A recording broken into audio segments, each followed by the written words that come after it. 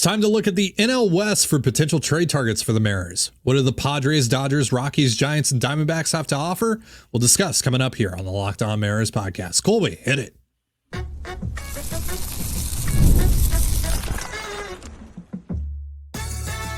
You are Locked On Mariners, your daily Seattle Mariners podcast. Part of the Locked On Podcast Network, your team every day. Ahoy, sailors. It is Friday, October 25th, 2024. This is Tyler Gonzalez and Colby Patnode for the Locked On Mariners podcast, part of the Locked On Podcast Network, your team every day. And our trade preview series continues today with a look at the National League West. But before we get into the National League West, shout out to our title sponsor today, PrizePicks. Download the PrizePicks app today and use the promo code LOCKEDONMLB. That's LOCKEDONMLB to win $50 instantly when you play your first $5 lineup. PrizePicks, run your game. And if you want to hear from me and Colby even more and help support the show, check out our Patreon. Sign up now to hear us create our 2025 Mariners off-season plan before we show it off here in the next couple of weeks. So let's kick off the NL West here with a very easy one, with a very short discussion. Colorado Rockies. We already talked about them on Mailbag Monday. There is nothing here. This is a barren wasteland of a roster. Terrible. Absolutely terrible. Yeah. Basically, it's a short conversation. Hey, you guys willing to trade Brett and Doyle? Nope. Okay. Yep. Yeah, Maybe there's next nothing year else. We'll talk to you. There's nothing else. I like Brenton Doyle, obviously. He's a really good player, but they're not trading him. So I don't want Ryan McMahon. I don't want Brendan Rodgers. I don't want Ezekiel Tovar. I don't want any of their pitchers. I mean, Jake Bird and Justin Lawrence have shown some pretty interesting stuff, but they've never put it together. I mean, if you want to kick the tires on either of those guys, fine. That's really it here. There's just nothing. So, yeah, moving on. Yeah. Next up, again, we're doing this in reverse order of the NOS standings. So, the Giants with new GM Buster Posey at the helm. Obviously, this is a team the Mariners have traded with a lot over the last few years. Maybe that changes with a new GM at the helm for the Giants, but there's quite a few options here that are pretty interesting for the Mariners. The name that really stands out here is Lamont Wade Jr., who made my top 5 trade targets list a couple weeks ago. I believe he was number 4 on that list.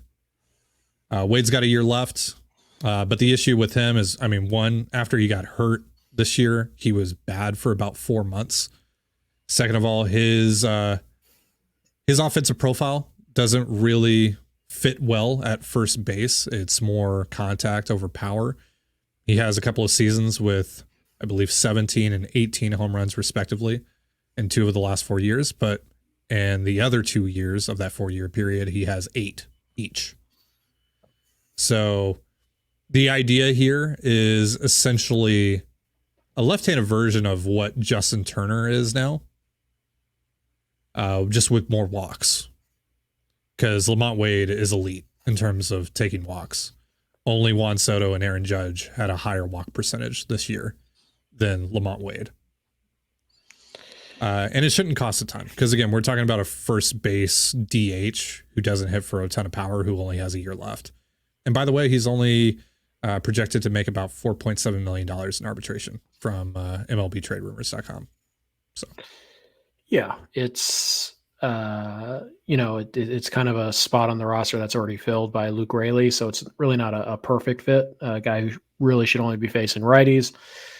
Wade's been fine against lefties in his career, but he's gotten so few opportunities. It's kind of fair to ask, is that for a reason? Is it because the Giants know that he's going to struggle against left-handed pitching, or is it just he can hit lefties? They just never gave him the shot. I don't know, but he's certainly interesting.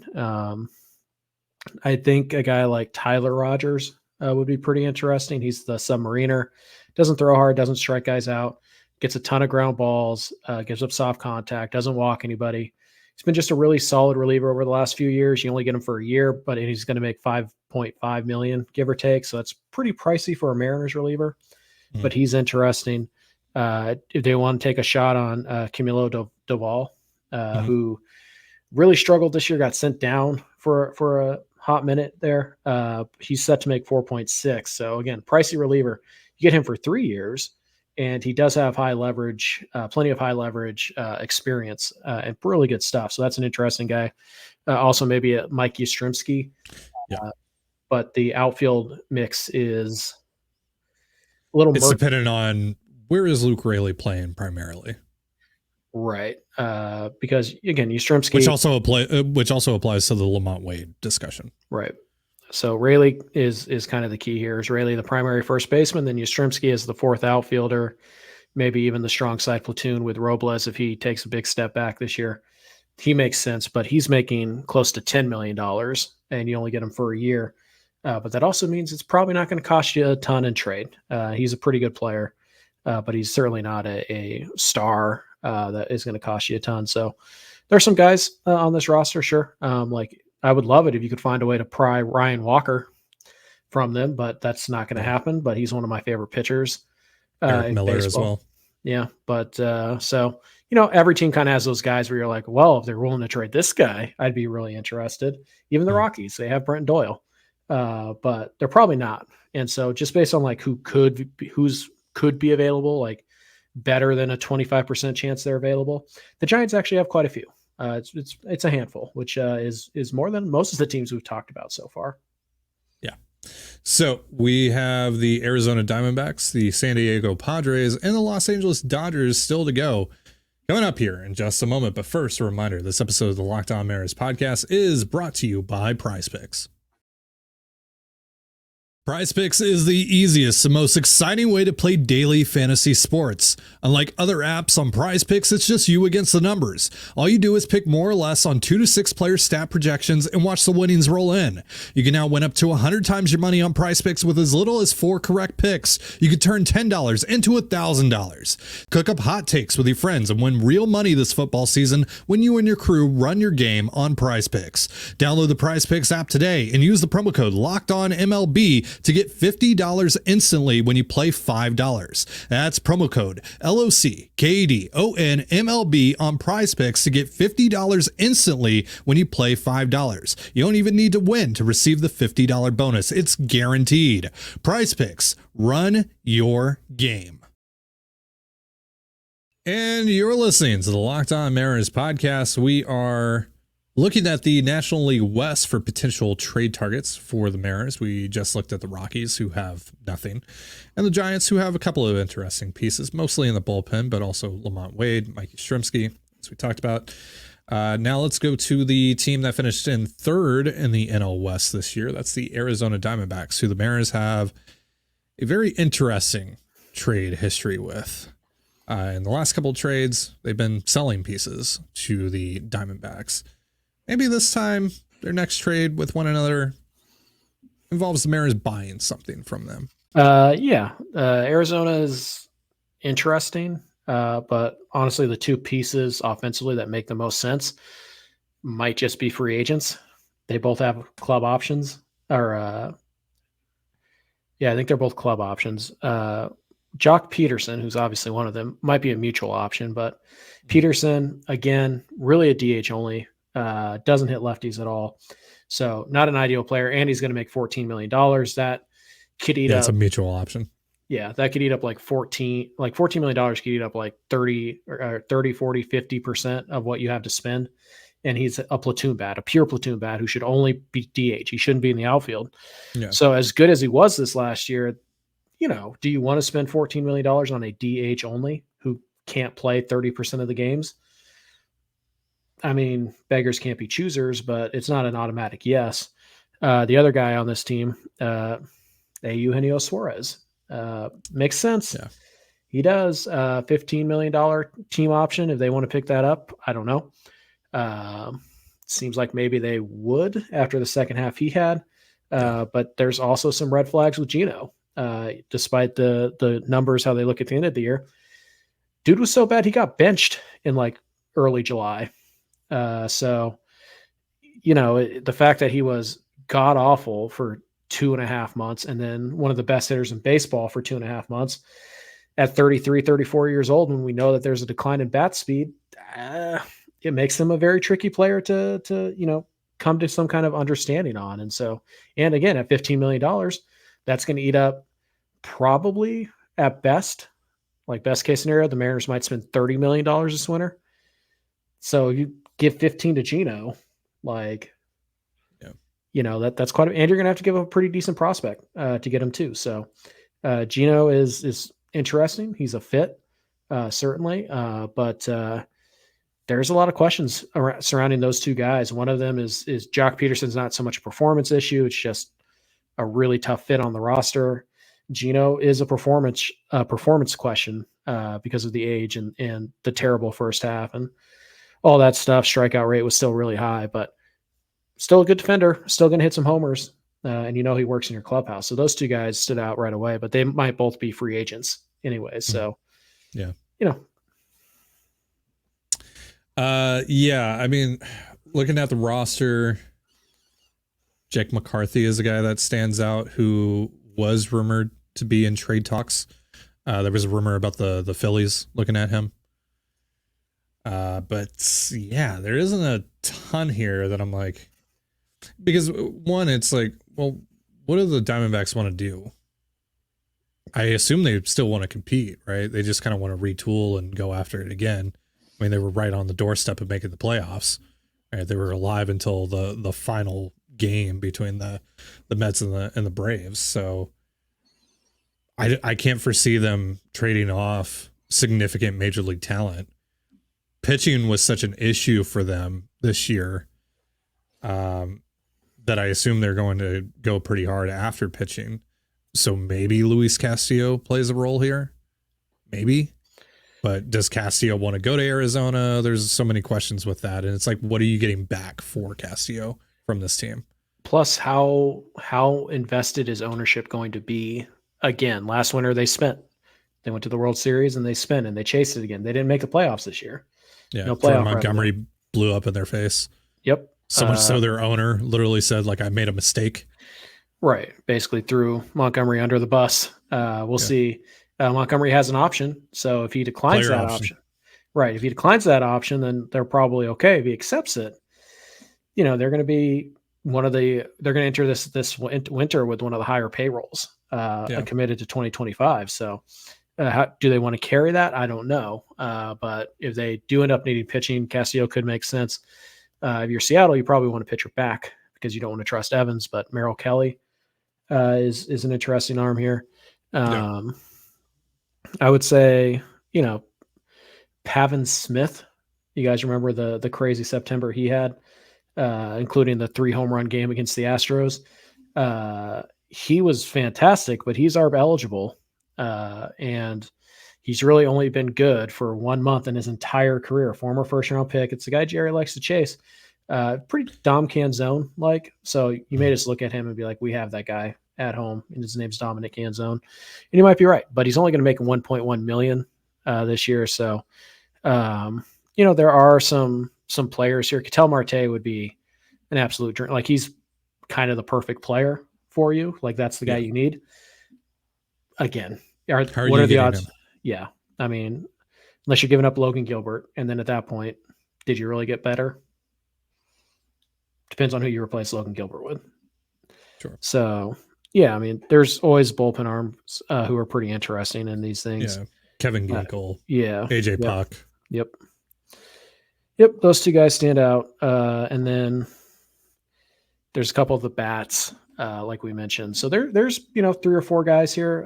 It's just like arguably the best player like fit in this roster that is actually like affordable to ownership is Ketel Marte, maybe in all of the league, and he's just not going to be available for anything realistic. So Arizona, there's definitely some pieces there, but the big one is unfortunately unattainable. We assume. Yeah, I mean, any interest in Perdomo? Would they even trade Perdomo? No. I mean, I don't hate the idea, but like, no. Yeah. So yeah, not a lot here with the Diamondbacks, mostly because again, they're going going to try and compete. They probably also have some payroll issues. So right. I mean, Christian Walker's a free agent, and like I said, Jock Peterson and Geno Smith could both. Geno best quarterback in the NFL. Geno Smith, that is. MV Geno, baby. That's right. I'm all over the place right now. Suarez. Yes, thank you. Suarez and Peterson might be free agents. So if they both opt out or if they're both free agents, not really a ton that Arizona is going to have. If they both opt in, maybe. But I think Peterson's too much of a he's too much of a headache on the roster because he can only DH and he can only face right-handed pitching. I don't think the Mariners are going to want to, get in that, put themselves in that position. And then Suarez, obviously, who's the real Geno? First half Geno, second half Geno, because last year the Mariners clearly thought that first half Geno was the real Geno. And so, yeah, Arizona, some interesting names, but in a couple weeks, there could be 0 names that make much sense for Seattle. Yeah.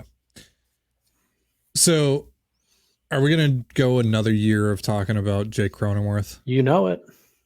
All right, because that's really the only guy that stands out here for me, offensively speaking, from the Padres. Because again, this is another team that's going to compete, at least in theory.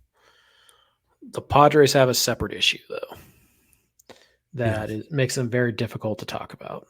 Yeah. Unfortunately, their owner passed away this last year, and before that, he did what we want all owners to do. He believed in his franchise. He wanted to give his city a World Series championship. So he went all in, right? He signed Xander Bogaerts. He gave the huge extension to Tatis. He signed Manny Machado. He went all, he gave Yu Darvish that ridiculous contract. Like, he went all in. Business-wise, it didn't end up working that well. Baseball-wise, it worked great. Business-wise, they had to take out loans to try and cover. Major League Baseball did not like that whatsoever.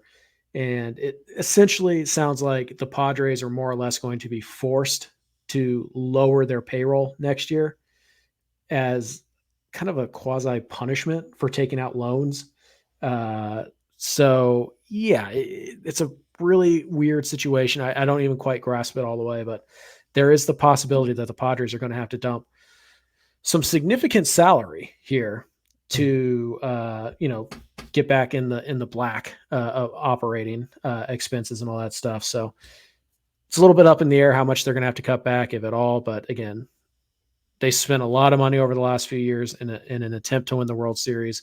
I don't think that they're going to just blow it up and do all that, but I think they are going to try and look to move some of their mid-tier contracts, because you're not moving Manny Machado's contract. You're not doing that. You're not moving Fernando Tatis. You could, but you're not going to do that. So Luis Suarez, someone you've liked in the past. I'm out. Because of the money? Because it's $14 million for a slap hitter who has a 3% walk rate. No power, no defense, no base running. I'm out. This team had a really good bullpen this year, though. Mm-hmm. Anyone in there that you think is obtainable? Suarez could be, because he's one of those guys making money. Mm-hmm. And so he's a guy who could be made available simply because they don't want to pay him. He's making like $8-9 million bucks. High leverage situation there. So he makes some sense. Jason Adam is a nice reliever, but I think he's still going to be making not enough money that the Padres will just bring him back. Sure. But yeah, I think Suarez is probably the guy that they would look at moving, because he's the guy making the most money. But yeah, I mean, it's the Padres are really tough to kind of, they're pretty hard to nail down because we don't know what their financial situation is. It's different than all the other teams. When we talk about this team's probably not going to spend, it's because they have a terrible owner. The Padres might not be spending, or the Padres might be cutting payroll because their owner was too aggressive. That's a thing. But yeah, so the Padres are really tough, but there are a few guys here. It's just a lot of the guys, when you look at their roster this year, that makes sense for the Mariners. They're free agents. Ha-Seong Kim, Jurickson Profar, et cetera. So yeah, there's some guys, but it's tough, but I do think Cronenworth is the guy we should watch. I really like Jay Cronenworth still, particularly at second base. Yeah, it's just $11 million a year all the way through 2030. That's not a lot of money, but are the Mariners willing to take on a contract that runs through 2030 for over $10 million? Probably not. Probably not. Yeah. But if they are, Cronenworth at second base is a 3.5 win player. I firmly believe that. So yeah, I really like Cronenworth, that idea. But again, money obviously a factor here. But that's the guy. Like, if I'm targeting one guy who's on the Padres roster this winter, it's probably Cronenworth. He'd be my go-to. All right, so we're going to take a look at the National League champion, Los Angeles Dodgers. But first, a reminder, this episode of the Locked On Mariners podcast is brought to you by FanDuel.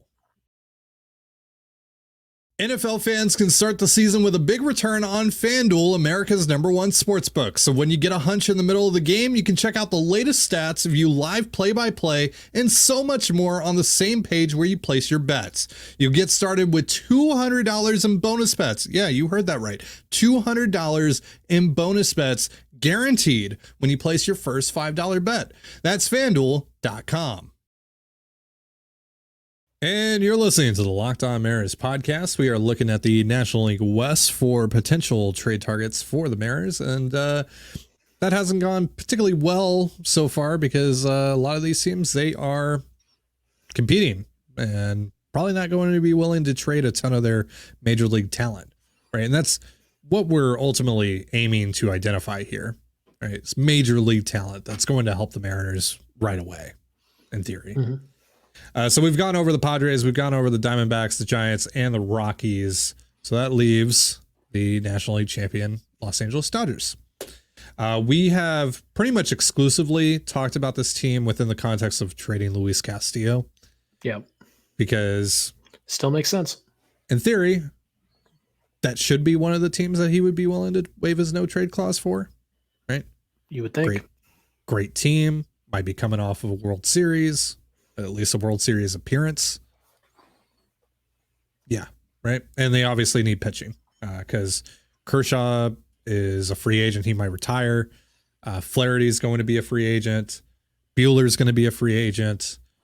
And yeah, they didn't have a great run of health in that rotation this year whatsoever. Haven't for the last couple. And you know who's posted outside of like the last few weeks of the season this year? Rather consistently, Luis Castillo. So, yeah. All right. So outside of Castillo deal, though, and maybe we can talk about that a little bit and who you would maybe target in a Castillo deal. But outside of that, if you're just straight up just trying to trade for guys off of the Dodgers roster, who do you think is obtainable and who do you have interest in? Yeah, there's some guys in the bullpen. The Dodgers, however, obviously aren't afraid to spend money. So you're not really going to get salary dumps here. You're going to have to give up assets, but I'm still. I mean, maybe a little bit because to get tax compliant. Sure, a little, but you're still going to have to give up something. I'm still really intrigued by Dustin May, if he can put it all together, and especially that stuff coming out of the bullpen. I think the Mariners now. It's not like the Dodgers can't develop pitching, so it's not like they're the White Sox. Anybody like they don't develop at all. You can fix that guy, no problem. But Dustin May would be a guy pretty interested in. You only get him for a year though, so you don't have a lot of time. And if he gets hurt or hurt again, I should say, pretty much you wasted that asset. Michael Kopech, a guy who I wanted at the deadline. Yeah. Hey, turns out the Dodgers know how to fix him. Like, look at that. Imagine that. Cool. Turns out the White Sox were the problem. Who would have guessed? But he's pretty interesting. Brusdar Gatterall. Heavy sinker, really good stuff. Still hasn't quite popped yet. There's more there. I think he might be hurt, if I'm remembering correctly. Yeah, he is. Shoulder inflammation. Right. So it's a little dicey. The shoulder, not what you want to hear, but you do get him for 2 years. So it's not a rental there. Same goes for Tony Gonsolin, but again, there's just been so many injuries there. It's tough to trust that guy. I think if you're getting away from the pitching staff a little bit here, I do think that Gavin Lux still makes some sense. There's the possibility that the Mariners look at him and say, like, we have the tweak. We can really get him to pop off, because he does, and he has had stretches where he's been a very good player. He's just been way too inconsistent, hasn't really taken off the way that the Dodgers would like. They have Tommy Edman now. They have Mookie Betts. They still have some guys who can play that middle infield spot. Also, a pretty good farm system on top of it, and the resources to go replace him. So I do think that Gavin Lux is a guy who makes a lot of sense here. Dark horse, I'll throw him out there. I don't know if he'll get traded this winter or not, but Max Muncy is a guy that I think fits pretty well in Seattle. Can play first, can play third. He's going to strike out. Like that's what he does, but he's going to walk and he's going to hit home runs. Like he's pretty much a three true outcome type of player, but he gives you pretty quality at bats. Again, he's got power that'll play at T-Mobile, and he does have experience at third base. And then finally, like, probably not available, but in a specific deal where maybe you're giving up Luis Castillo, I think Pages, the outfielder, makes a little bit of sense here too. Yeah. Again, that one's probably strictly if you're trading a Castillo type to the Dodgers, but who knows? Maybe there's a swap of young players that makes sense. I don't know. Matt Brash for Andy Pages or whatever it is, right? So yeah, Lux, Pages, Muncy offensively, and then the arms that I mentioned, at least in terms of guys who are on the major league roster right now. You and I have already talked about this a little bit, but if you did trade them, Luis Castillo, would they be willing to move Bobby Miller in that deal? Obviously had an amazing rookie year, but sophomore slump in a major way this year, ended up getting sent down. Bobby Miller, man, one of the best changeups in Major League Baseball, maybe the best. Yeah. Just one of the hardest throwers too. Just no fastball value. Fastball gets torched. So yeah, interesting fit there.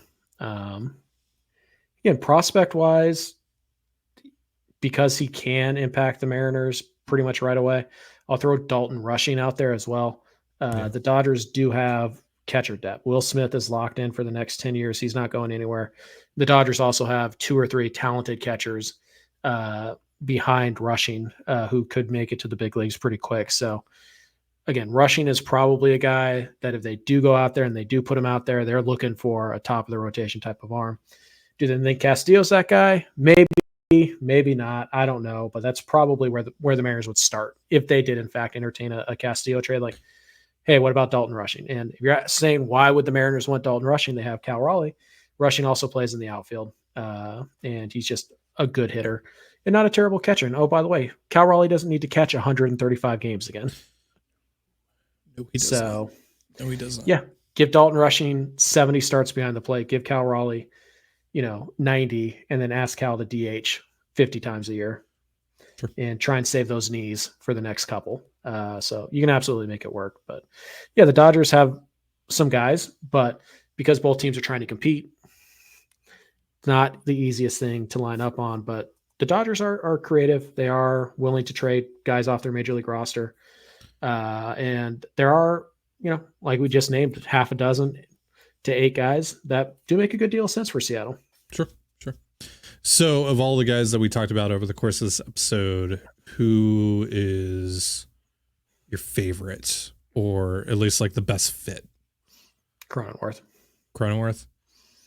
Yes. I think for me it's Wade, even though again there's some issues there that we talked about.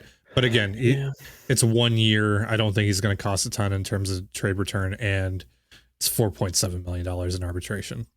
Yeah, it's a good bang for your buck. I just don't love DH only types with platoon splits. Now, again, you have to make the decision on Wade, whether you think he hasn't gotten opportunities against lefties because he can't hit them, or if the Giants have just miscalculated and assume that he can't hit lefties. Yeah, I mean, the career numbers against lefties it's bad. Yeah. They're really bad. But last 2 years, obviously in limited opportunities, it's been fine. 100 WRC plus in 2023, 143 WRC plus this year. Right. I think that's over the course of like a combined 150-ish plate appearances. Can guys get better at hitting same-handed pitching as they get older? Yes, they can. Yeah. Does it usually happen? Not really, but it can. But also too, you have Luke Raley, who's kind of in a similar spot. Really should only hit against righties. But Raley can at least, play some outfield defense and play some first base, and he can run a little bit. Good athlete. So Wade makes sense. Just don't know how many of these, strong side platoon guys you really want on one roster, particularly ones who are not athletic enough to play anywhere but first base or DH. So, sure. Could you have another one? Sure. Would it be ideal to have another one? No, not really. So, there are some. The Mariners are going to have to, at some point, they're going to have to just take a shot on something. Yeah. This is probably not the division to shop in, though. No, I think oddly enough, the American League will offer more opportunities to the Mariners than the National League. But again, focusing on major league talent, all 29 other teams have like a AAA reliever or a quad A infielder that would be like, oh, that'd be a nice little ad. Sure. Austin Shenton. So we're focusing on major leaguers right now. Sure. Yeah. So we're going to dive into the American League next week, Wednesday through Friday. We'll have Mailbag Monday. We'll have Top 5 Tuesday for you on those respective days. But that's going to do it for our show. Before we get out of here, a reminder that Locked On has launched the first ever national sports 24/7 streaming channel on YouTube, and now it's also available on Amazon Fire TV and the free Fire TV channels app. Locked On Sports Today is here for you 24/7, covering the top sports stories of the day with the local experts of Locked On, plus our national shows covering every league. Find Locked On Sports Today now available on the free Fire TV channels app. Thank you so much for joining us here on the Locked On Mariners podcast. For Colby Patnode, I'm Titan Gonzalez. Be sure to give us a follow on Twitter at @LO_Mariners. You can follow me at Titan Gonzalez, Colby at CPAT11, that's CPAT11. You can also find all that stuff in the description of this episode. Have yourself a beautiful baseball day, and we'll see you next time. Peace.